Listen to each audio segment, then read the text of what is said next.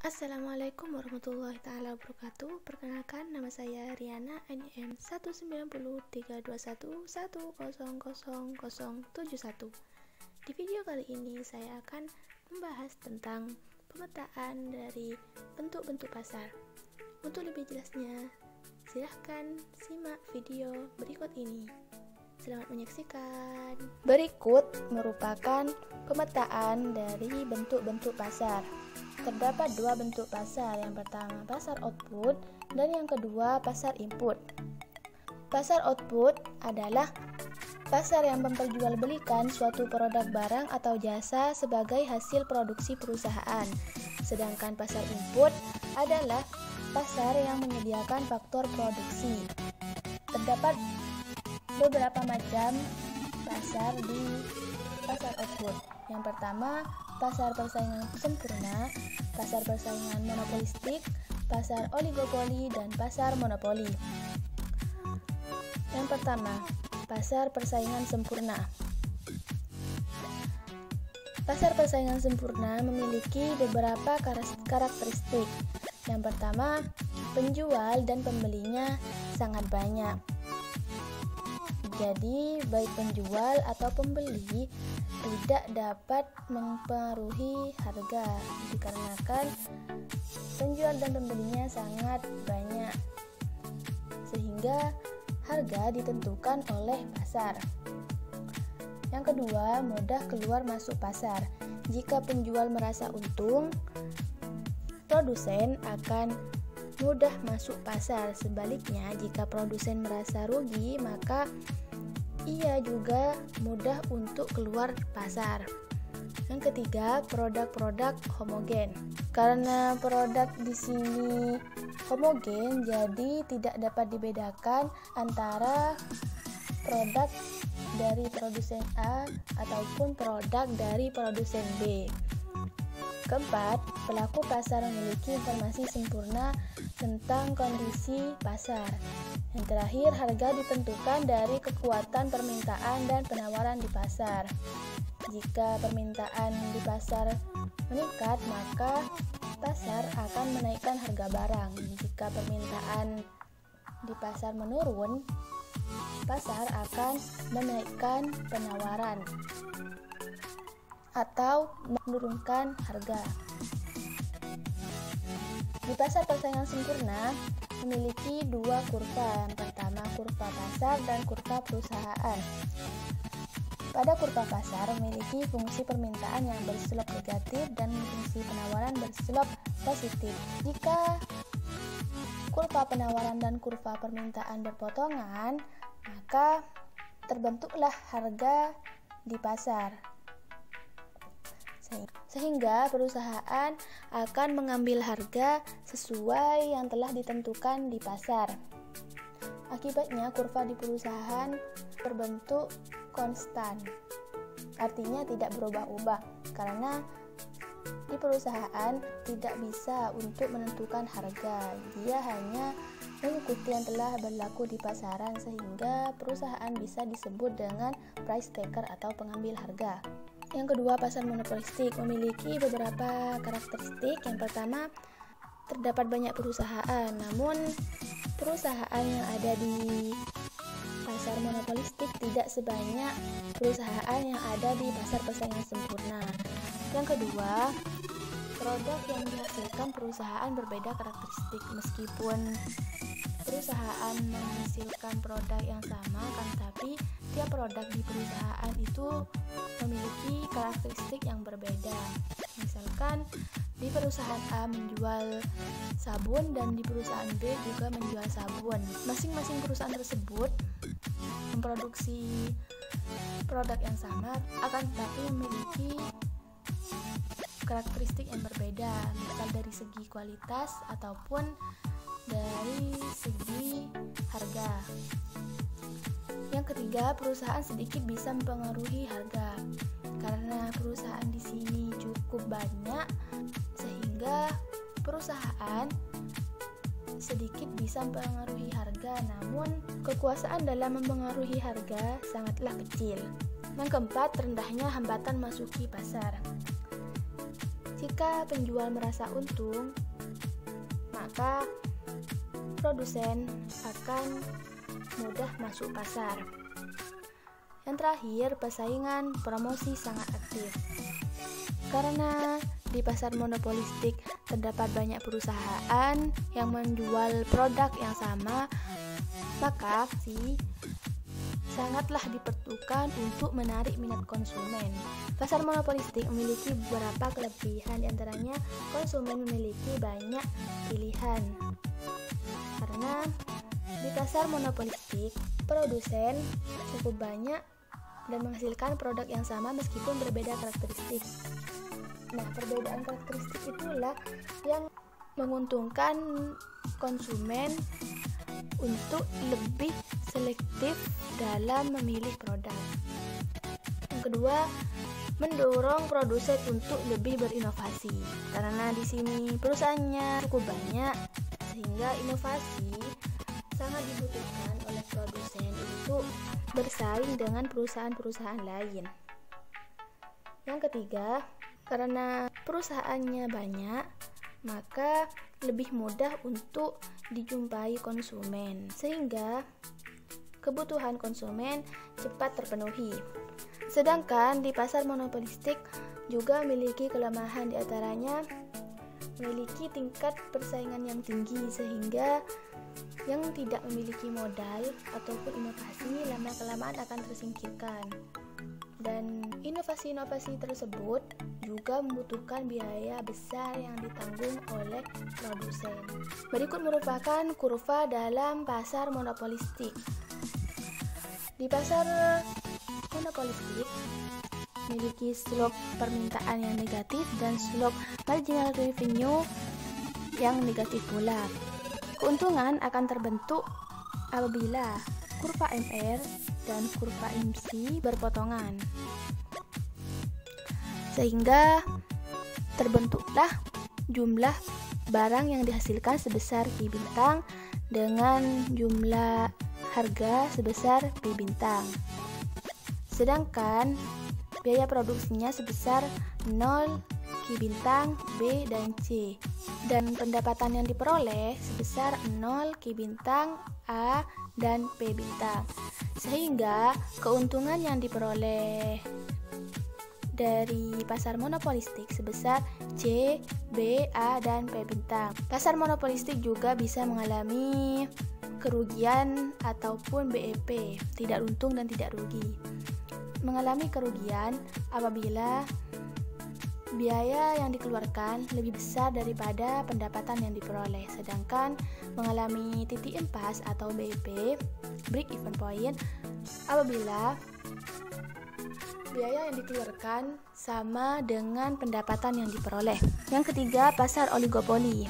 Pasar oligopoli biasa disebut dengan persaingan tidak sempurna. Mengapa demikian? Karena jumlah produsen dengan konsumen itu tidak seimbang. Sedangkan untuk karakteristik di pasar oligopoli, yang pertama dijelaskan 2 produsen atau lebih.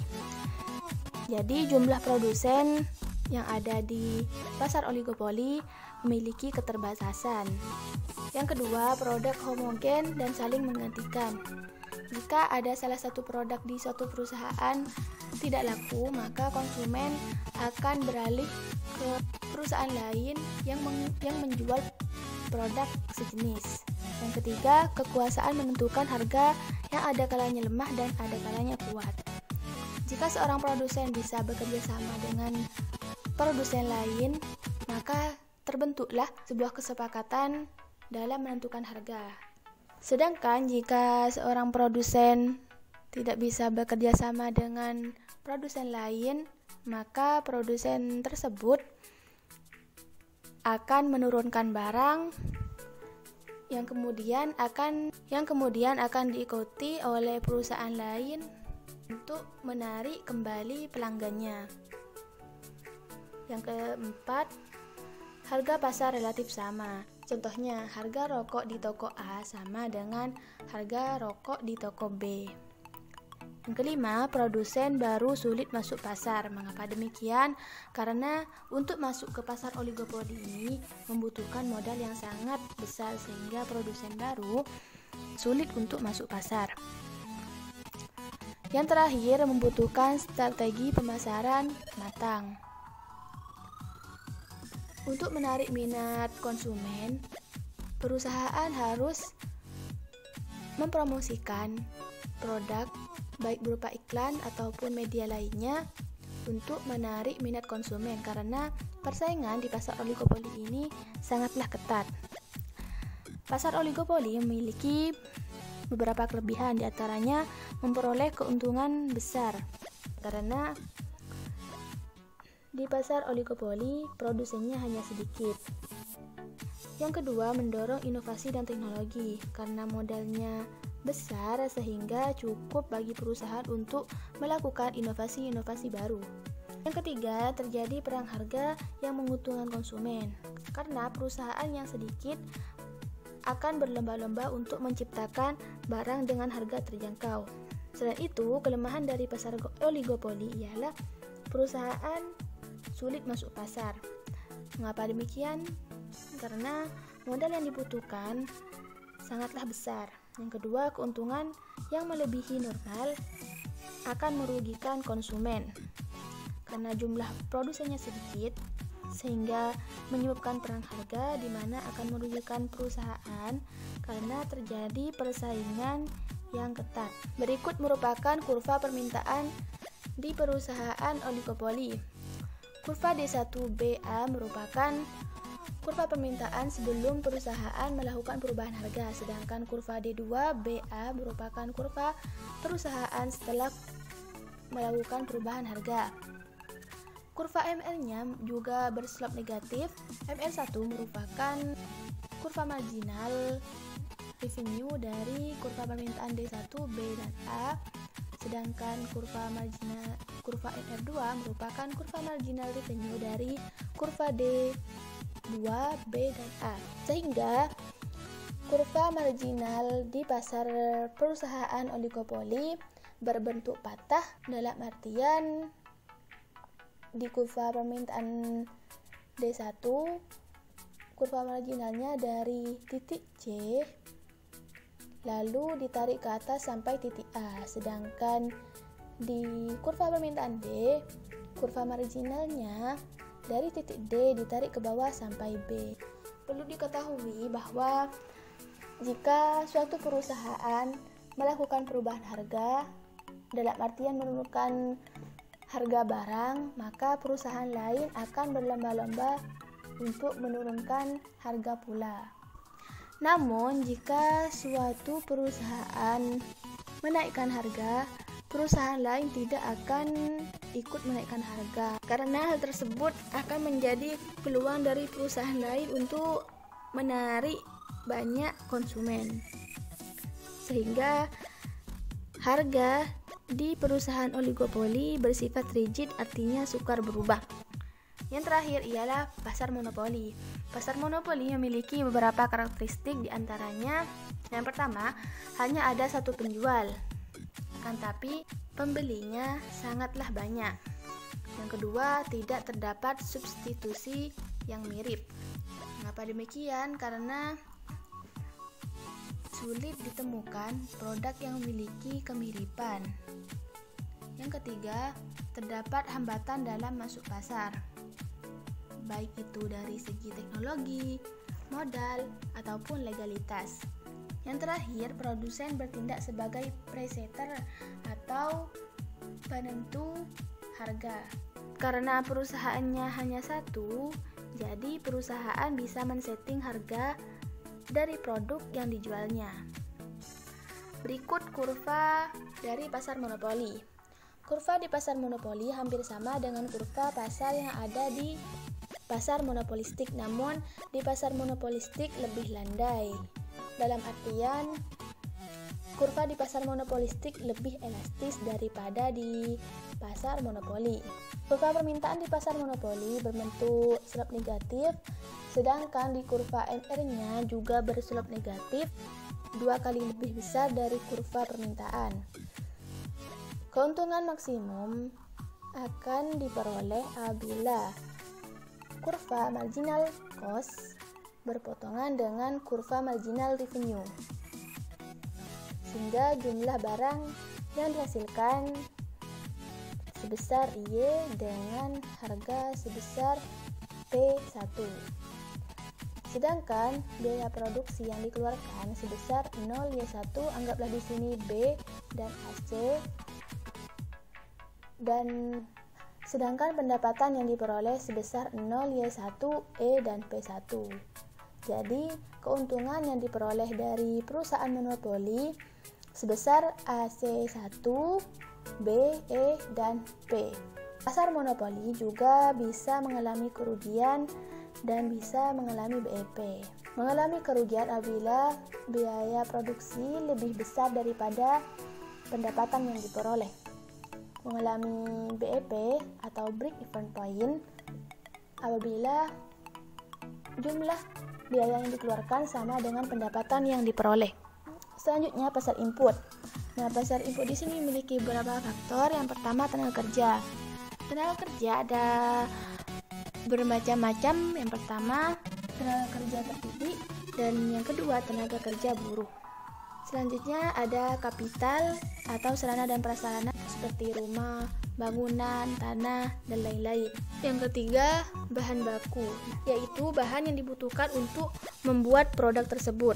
Berikut merupakan kurva permintaan tenaga kerja pada pasar persaingan sempurna. Pada kurva ini menunjukkan hubungan tingkat upah dan jumlah karyawan yang dibutuhkan suatu perusahaan untuk memaksimalkan laba.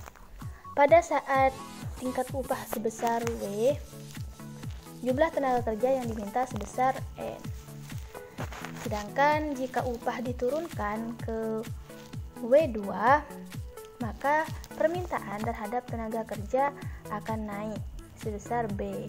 Namun, apabila tingkat upah dinaikkan, maka permintaan terhadap tenaga kerja akan menurun sebesar A, sehingga kurva tenaga kerja berslope negatif. Nah, kurva ini merupakan kurva keseimbangan pasar tenaga kerja. Terjadi perpotongan antara penawaran tenaga kerja dengan permintaan jumlah tenaga kerja, sehingga terbentuklah permintaan tenaga kerja sebesar L bintang dengan upah sebesar W bintang. Kurva ini juga akan berubah sewaktu-waktu tergantung pada perubahan permintaan dan faktor yang mempengaruhi permintaan maupun penawaran tenaga kerja.